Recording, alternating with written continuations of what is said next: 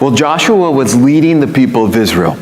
I've gone back in time from where we've been, but Joshua is leading the people of Israel. God had given them this land, but he said, go take it. So he had given it to them, but they had the responsibility to go in and take it. And God says, and I will be with you. In other words, God is going to be helping them take the land. He has already given it. They just have to go and take it. And so he's helping them. And you know the story of Jericho. They came to Jericho, and the city had a big wall around it. And the people of Israel were not experienced in warfare at this time, a battle. And they didn't need to be. Because God told them what to do. And what did they do? They walked around the city one time. Then the next day they walked around the city one time. And the third day they walked or marched around the city one time. And that continued on until the seventh day. And on the seventh day they walked around that city 7 times. And then they all blew the trumpets and they shouted. And what happened? The walls fell down flat. And the news spread. People heard about that. They knew about Israel coming into the land. They knew that God had said, I have given you this land, go take it. Then there was some more time and some different things that happened. Israel faced some challenges because of some sin within Israel. But then they took the city of Ai. And the news spread. The Israelites are coming. They are taking the land, and God is helping them. Well, there were some people called the Gibeonites. They lived in Gibeon, and it was right smack in the middle of Israelite territory. But they heard what was happening, and they knew what was coming, and so they said, let's come up with a plan to try and save ourselves. So they came up with a plan, and they put on really old clothes, and they got old dried out bread, and they got old wineskins that had holes in them, and they traveled the short distance to where the Israelites were and told them, we've come from far away. And you can tell we've come from far away because look at our bread. It was fresh, hot out of the oven when we left. And they said, look at our clothes, look at our wineskins. They were all new. And they said to the Israelites, make a covenant with us. In other words, they wanted Israel to promise that they would not kill them, that they would not come and take their land. And they said, we are your servants. In other words, they're saying, we'll serve you. Make a covenant with us. We'll serve you. We'll be your servants. Just don't kill us. Of course, Israel, Joshua and the other leaders, they're like, how do we know that you're not really from within our land? They thought of it, but they didn't follow through on that thought. How do we know? Well, look at our bread. Okay. And so they made a covenant. And God's word tells us specifically in that passage, they did not consult the Lord. So they had the thought, but then they never asked God about it. And so they did it. They made a covenant with the Gibeonites. And they promised, they made a vow before God that we won't kill them. Well, a short time later, they found out the Gibeonites lived just right over there. And so they go to the Gibeonites and they're like, why did you deceive us? Why did you lie to us? Well, isn't it obvious? We wanted to live. Why did you lie? But they're upset about this. But they say, okay, you'll be our servants because we made a vow. We made a covenant with you. So the Gibeonites become the servants of Israel. Now, it was the leaders of Israel that made this covenant. Joshua and the other leaders. But when they made that covenant, they were representing all the people of Israel. Now the people find out what's happened and are upset about it. But they are bound to this covenant because they're part of the people. They want to go in and kill these people, the Gibeonites anyways. They're like, they're in our land. And Joshua says, no, we made a vow before God. And of course, if you made a vow before God, that vow would also say, if we don't keep it, may God curse us. May God judge us. This is the background for the passage we are going to look at today. This covenant, this vow before God, was broken. Israel broke their promise. But I want you to think about their situation here for a minute. They made a foolish promise. They were tricked, but they made a vow before God. And I'm sure that some of the Israelites, or all of the Israelites, were saying, why did we do that? That was dumb. You ever been there? Why did we do that? That was dumb. Maybe we should just forget about that vow. Maybe we should just ignore it. I mean, we were tricked anyways. Have you ever made a commitment that later you wished you hadn't? Have you ever wanted to do something that you weren't supposed to, you knew you weren't supposed to? I know the answer is yes, because we've all sinned. Okay, so, but maybe you were just so excited about something, so passionate about something, but then there was that one thing that stopped you. Oh yeah, I made a promise. Oh yeah, I already said I would do this. Oh yeah, I can't do that because I promised. That's how Saul felt many years later. King Saul, many years after this covenant was made, and he broke it. And now David, while he is king, gets to deal with the fallout from that broken covenant. Now, before we actually read our passage in verse 20 or chapter 21, I need to explain something about the rest of 2 Samuel. Chapters 21 through 24 are a series of appendices, things that get added to the end of a book that kind of, sometimes they don't really fit anywhere in the story. They're just added information, but sometimes they're very important information. That's true here. Okay, so these are appendices, and these appendices they wrap up the book, actually the books of 1 and 2 Samuel, and they go back and they highlight significant themes from those books. And so these events and things that we're going to look at the end of 2 Samuel are not in chronological order. In other words, what we're going to look at today didn't happen right after what we looked at in the last chapter, in the previous chapter. So after David had been chased out of Jerusalem and went back to Jerusalem, this happened sometime earlier in David's reign. Okay, and probably early on, so it's not in chronological order. Happens sometime earlier, but these appendices, they record for us a couple different events. They tell us about David's fighting men, and they also give us David's last words and a psalm of praise. And so we'll be looking at those things here in the next few weeks. But this first one that we are going to read today reminds us of a few things. It reminds us that David was a far better king than Saul.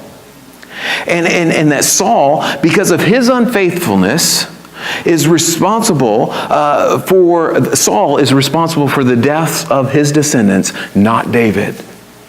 It also reminds us that as king, David sought to promote justice. Now, he didn't do everything right, but he sought to promote justice. He sought to do right, and he sought to honor Saul as the Lord's anointed, regardless of Saul's actions in life. Okay, so having said all that, let's get into the text. So chapter 21, verses 1 and 2. It says, "Now there was a famine in the days of David for 3 years, year after year. And David sought the face of the Lord, and the Lord said, 'There is blood guilt on Saul and on his house, because he put the Gibeonites to death.'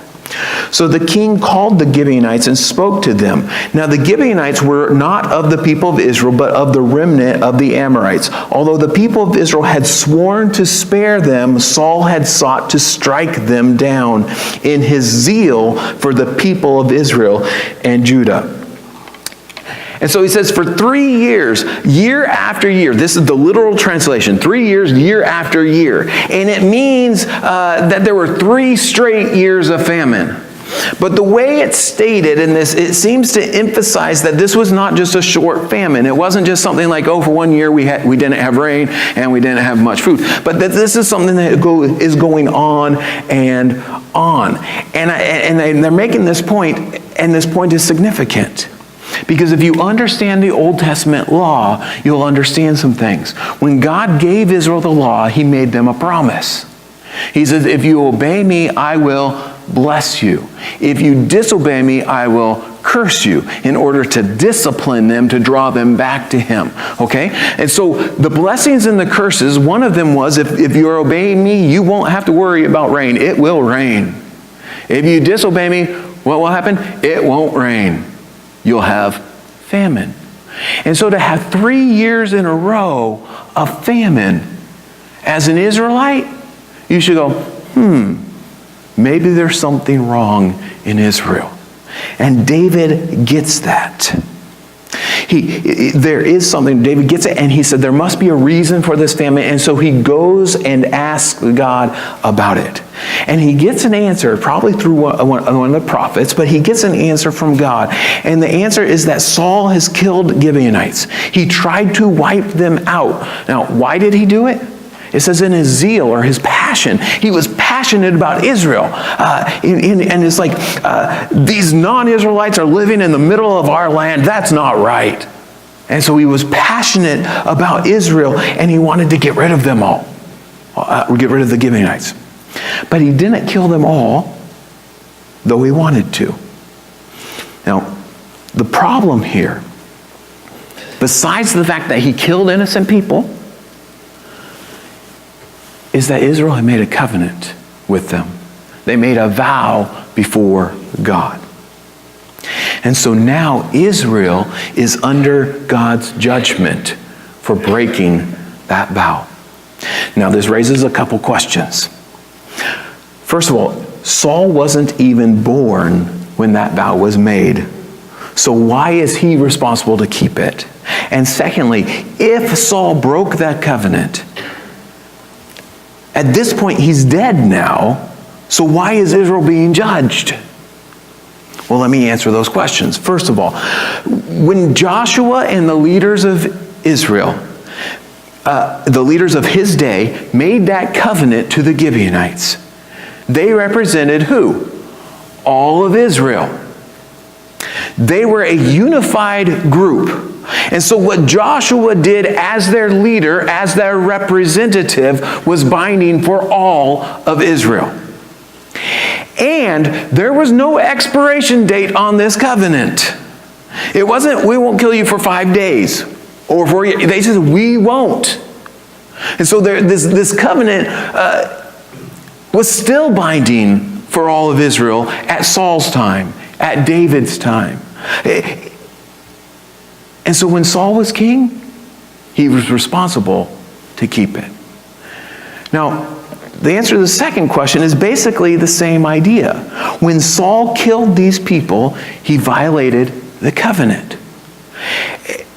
And so this covenant was made, this vow was made before God. It was a vow to God. And so to break a vow made before God is to ask for judgment. Why?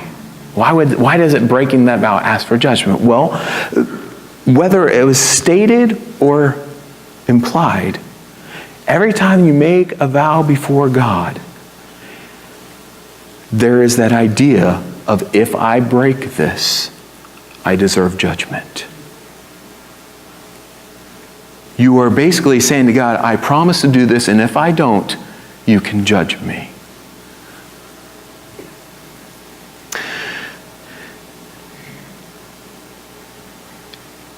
And so,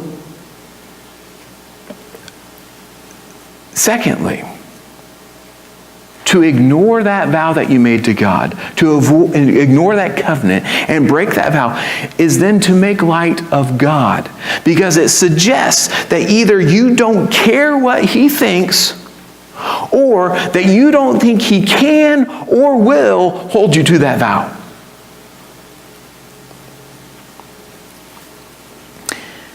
Which suggests that when you made that vow, you were just using God's name to support your statement.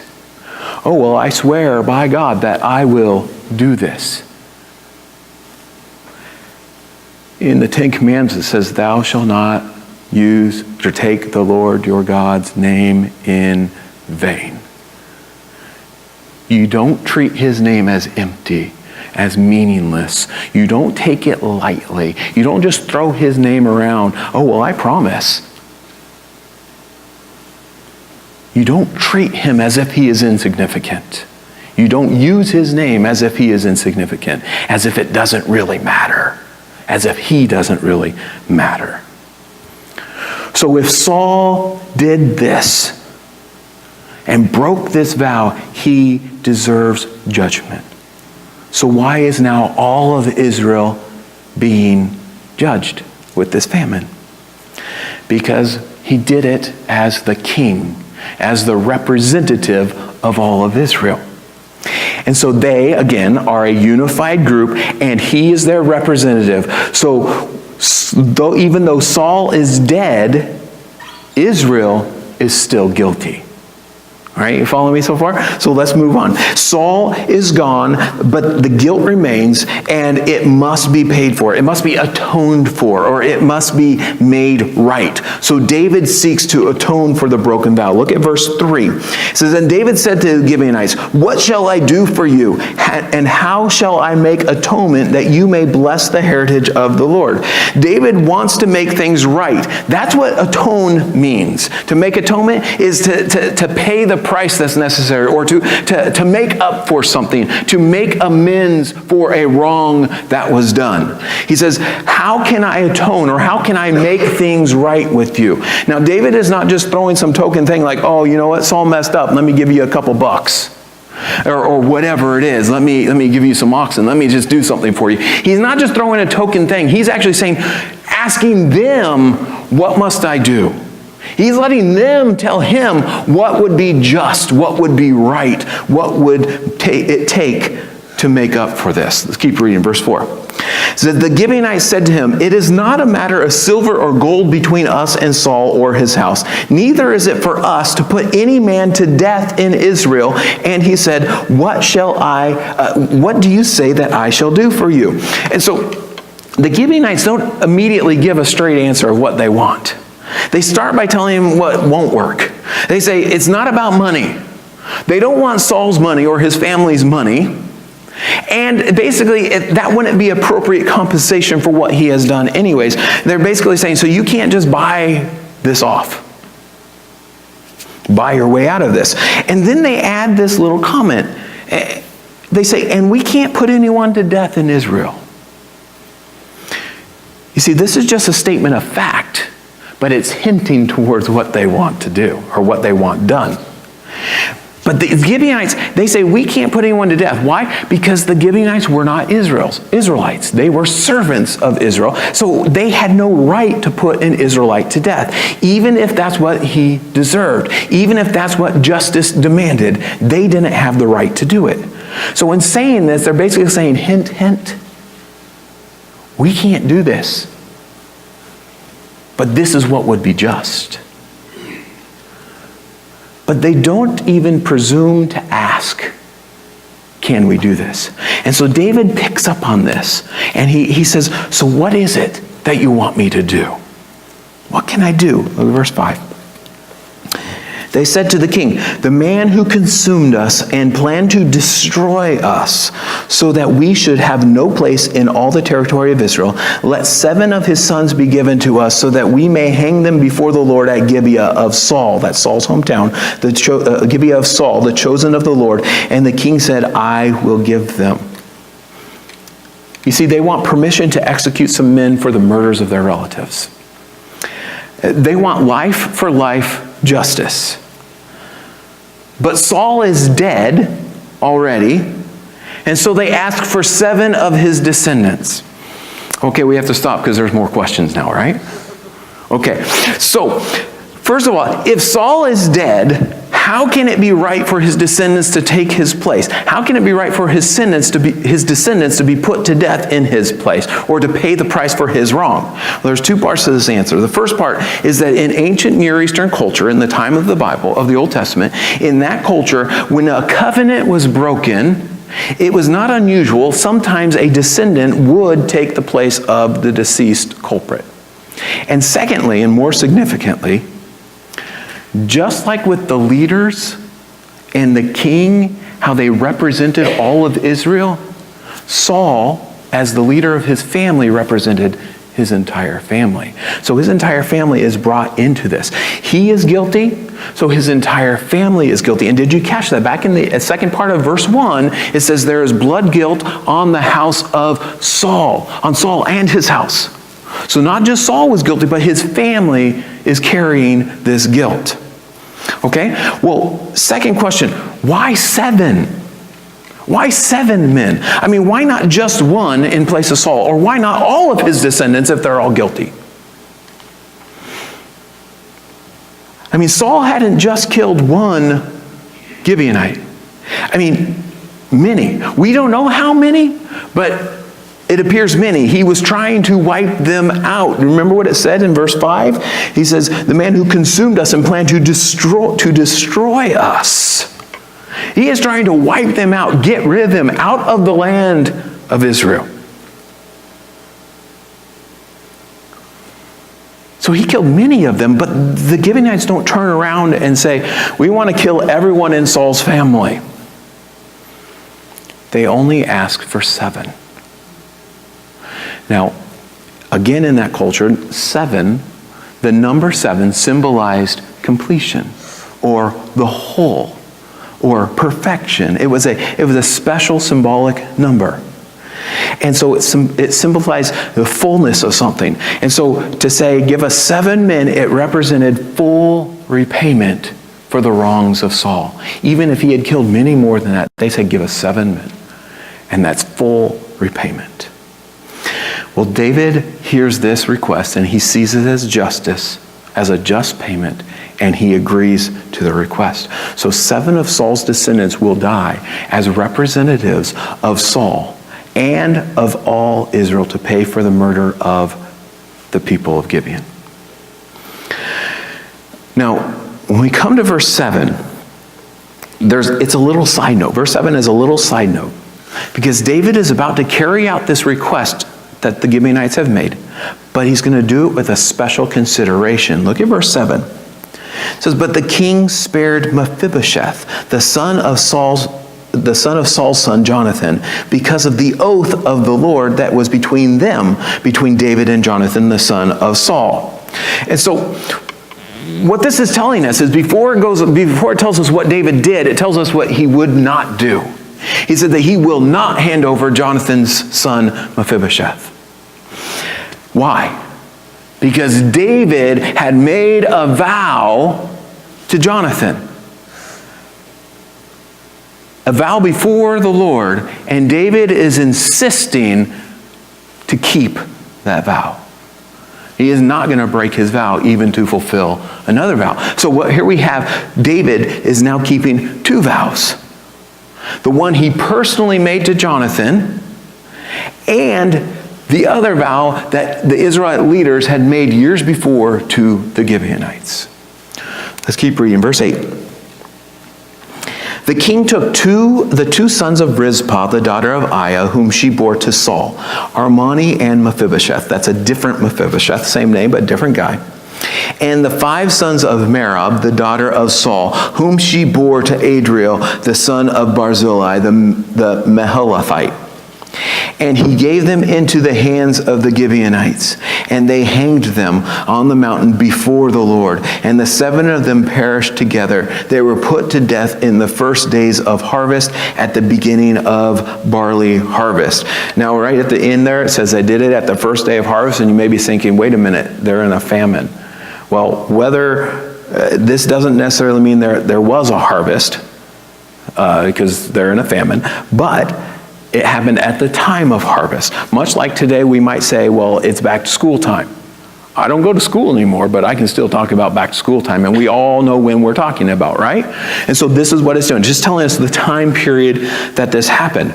But we're told that David takes 2 of Saul's sons and 5 of his grandsons, and he hands them over to the Gibeonites, and they're put to death. And it says they were hung on the mountain before the Lord. Now, there's a couple things happening here. First of all, they're being put on display. They're being hung on a mountain, much like Jesus was when he was hung on the cross. And the criminals of that day were hung on a cross. They're being put on display to make a statement. These men are cursed. These men are under judgment for a broken covenant. Second thing, this covenant was a vow made before the Lord. And so now the payment for breaking that covenant is performed before the Lord.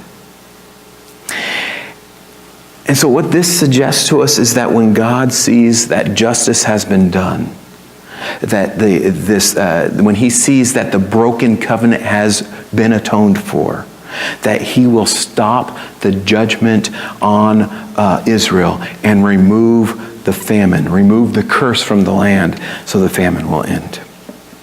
Well, let's keep reading verse 10. It says, Then Rizpah, the daughter of Aiah, took sackcloth and spread it for herself on the rock, from the beginning of harvest until the rain fell upon them from the heavens.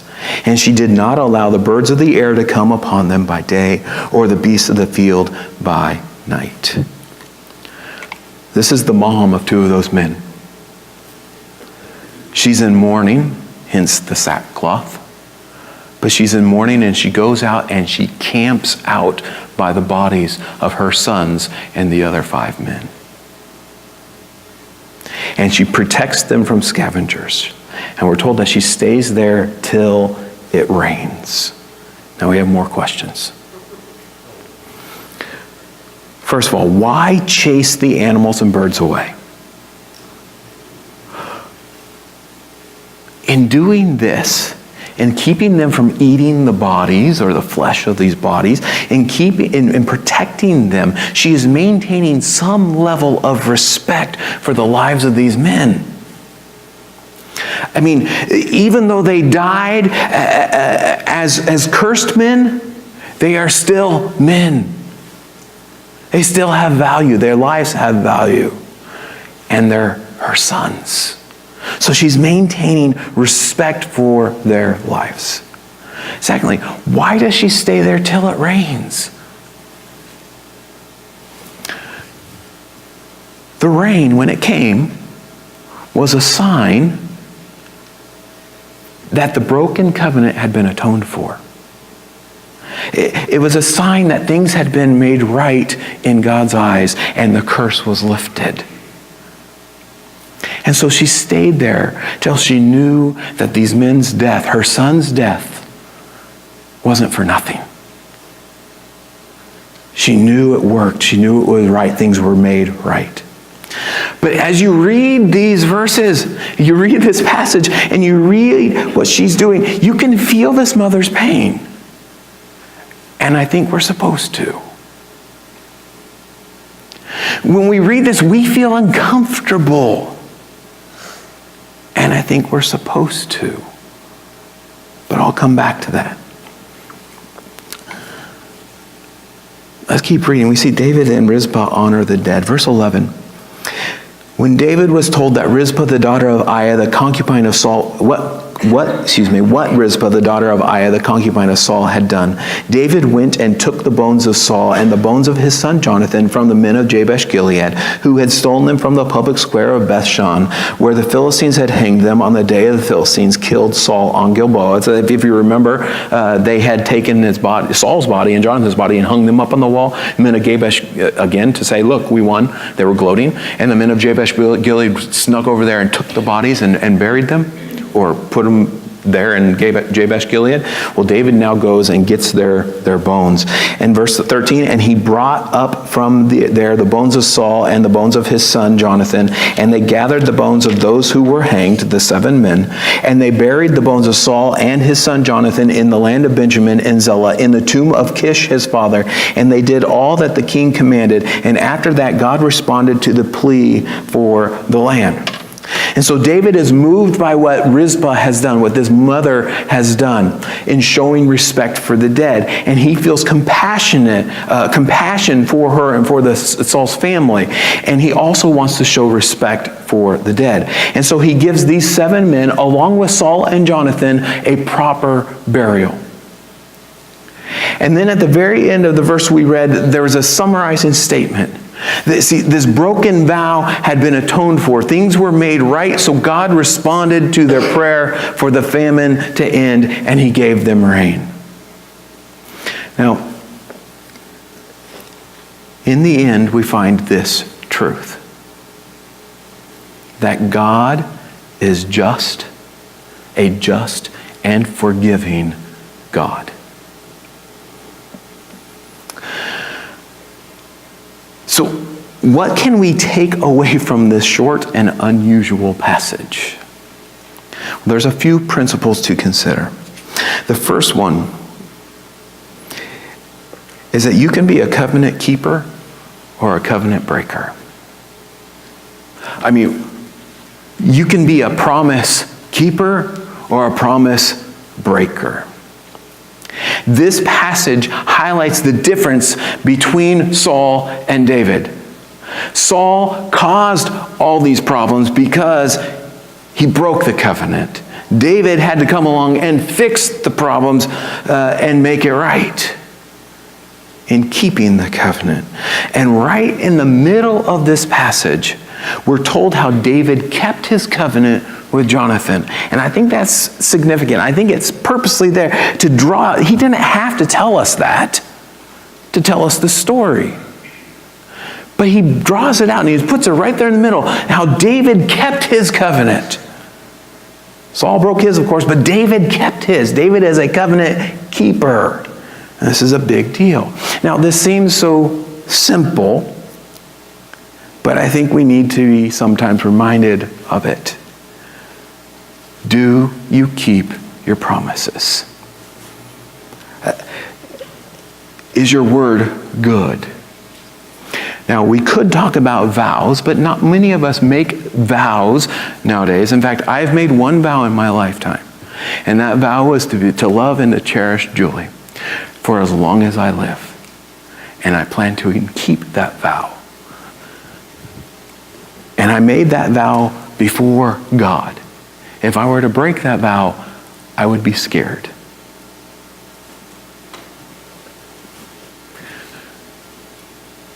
But I simply want to challenge us with this morning. Do you mean what you say? Jesus said this in Matthew 5. He says, again, you have heard that it was said to those of old. He's talking about vows here. You shall not swear falsely, but shall perform to the Lord what you have sworn. In other words, if you make a vow, you keep it. But I say to you, do not take an oath or make a vow at all, either by heaven, for it is the throne of God, or by earth, for it is his footstool, or by Jerusalem, for it is the city of the great king. And do not take an oath by your head, for you cannot make one hair white or black. Let what you say be simply yes or no. Anything more than this comes from evil. In other words, what Jesus is saying is, be truthful. Just say what you mean and keep your word. Be truthful and keep your word. There's no need for vows if your life backs up what you say. If I say I'm going to do this and I do it, then what do people know? I tell the truth. He said, just be truthful. Keep your word. Well, this was the second principle to consider, and that's with sin and judgment.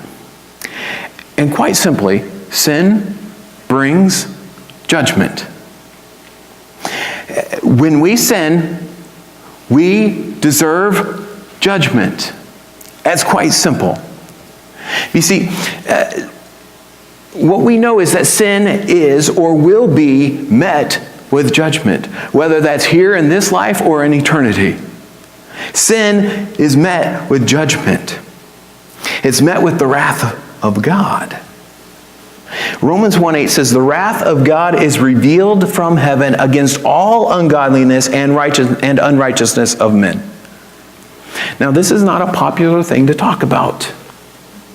And to be quite honest, it's not a fun thing to talk about. We don't enjoy throwing around the word judgment. We don't like being under or talking about the wrath of God.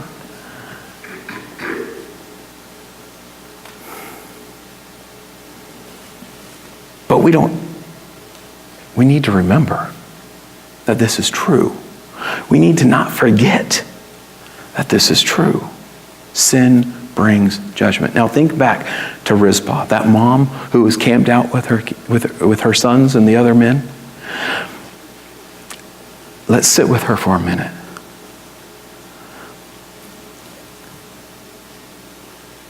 You feel her pain. She's just lost her sons. You feel uncomfortable because this is not a good situation. There are things that we don't totally understand.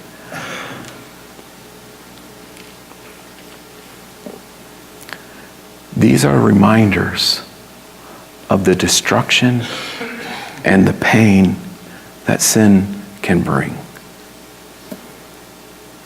Not only to yourself, but to your family, to those close to you.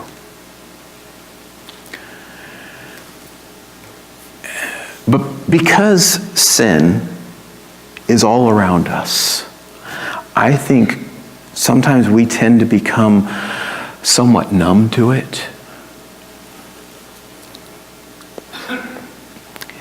And we fail to see evil as it is. It's evil. Sometimes we think as evil as just not very good.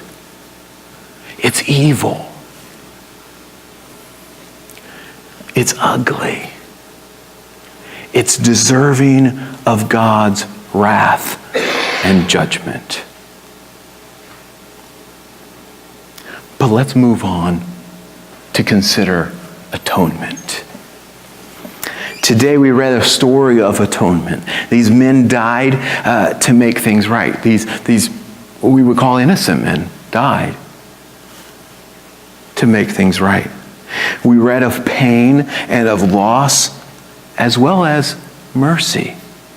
God gave them rain. But these ideas of pain and loss and mercy, this is often the case when atonement is made.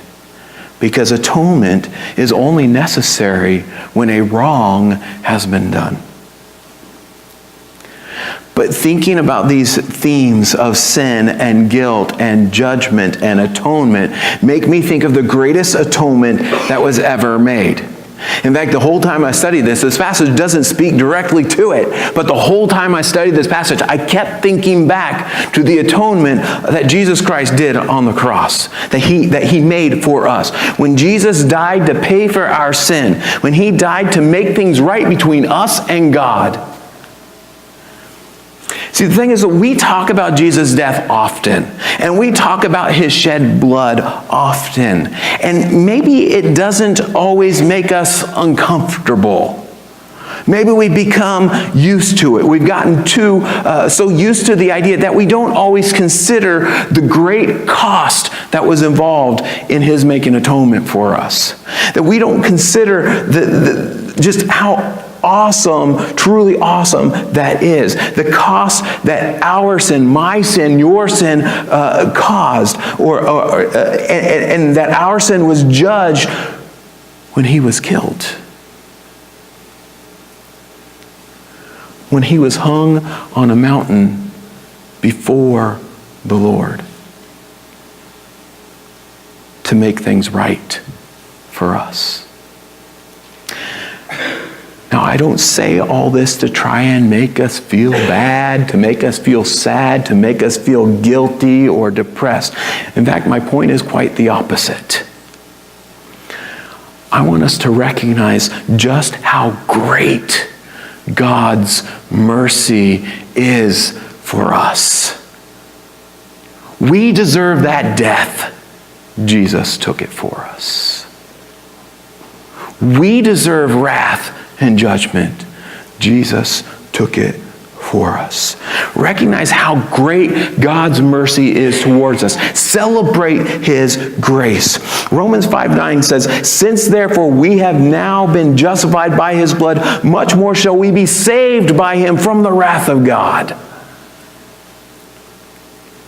You see, that wrath that we deserve, every one of us who has believed in Jesus as his Savior, everyone who has trusted in Jesus as her Savior, that wrath that we deserve, that wrath has been turned away from us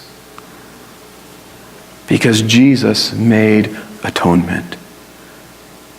We sin, but Jesus made things right. Now, I could wrap up this morning by reminding you to do what's right, reminding you to keep your word, reminding you to honor people, but I just want to stay right here.